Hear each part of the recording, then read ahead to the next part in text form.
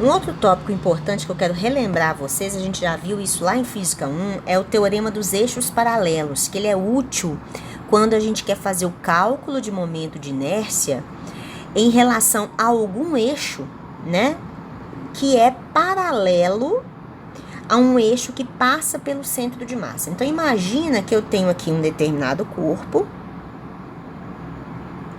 tá? Esse corpo, ele tem uma posição aqui, que eu vou chamar da posição do centro de massa. Imagine que eu sei qual que é o momento de inércia desse corpo em relação a um eixo que passa pelo centro de massa, tá? Então, esse corpo pode girar em torno do centro de massa e eu conheço esse momento de inércia. Eu vou falar que esse momento de inércia, ele chama I do centro de massa, tá? Agora, às vezes eu tô querendo calcular o momento de inércia para um outro eixo, que não é o eixo, que não é em relação a esse eixo que passa pelo centro de massa. Então, por exemplo, é esse eixo aqui que passa por um ponto P específico, tá? Então, o teorema dos eixos paralelos nos diz que o momento de inércia em relação a esse eixo que passa pelo ponto P, sendo que esses eixos aqui, ó, eles são eixos paralelos e eles estão separados por uma distância perpendicular aqui que eu vou chamar de H. Esse amarelo não tá dando pra ver. Uma distância aqui H, que é uma distância perpendicular, e esses eixos são paralelos, tá? O momento de inércia em relação a esse eixo vermelho vai ser igual ao momento de inércia em relação ao eixo que passa pelo centro de massa, mais mzão, que é a massa total desse corpo, que multiplica aquela distância hzinho ao quadrado, tá? Então, esse é o teorema dos eixos paralelos, e ele pode ser útil em vários casos. Por exemplo, como eu comentei no vídeo, para o cálculo do momento de inércia para uma barra delgada. Esse é só um exemplo, né? Então, por exemplo, a gente viu que o cálculo do momento de inércia para uma barra delgada, que passa por um eixo que passa pelo centro dela, a gente calculou que é ml ao quadrado sobre 12. Então, calculei esse momento de inércia, ml ao quadrado sobre 12. Mas note uma coisa, gente, esse é o momento de inércia.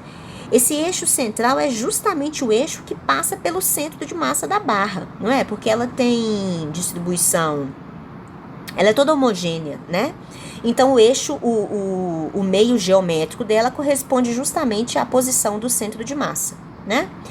Agora, e se eu perguntasse para vocês, para eu fazer um cálculo simples aqui, rápido, para o momento de inércia em relação a um eixo pivotado aqui bem no extremo dessa barra.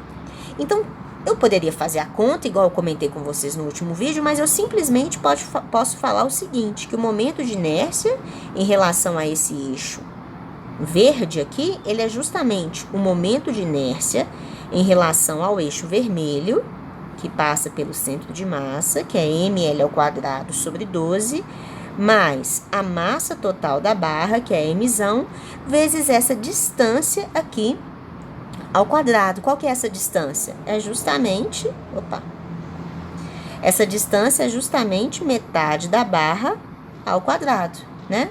Então, momento de inércia em relação ao eixo verde, só para a gente comprovar um conceito importante aqui, ó, ml ao quadrado sobre 12 mais ml ao quadrado sobre 4. Então, isso aqui tirando o mínimo, vai dar 1 mais 3, vai dar 4 ml ao quadrado. Então, vai ser ml ao quadrado sobre 3. Então, compara esses dois valores, ó. O momento de inércia em relação a esse eixo do extremo aqui, ele é bem maior do que em relação ao eixo central. Isso não é interessante, não é intuitivo para a gente? Por quê, pessoal? Note que quando você está com esse eixo localizado bem no extremo, tem muito mais massa distribuída longe do eixo, né? Você tem que pegar todas essas massas aqui, ó, até uma distância L do eixo. Quando o seu eixo é central, não, ó, o máximo que as massas vão às distâncias é L sobre 2, tá?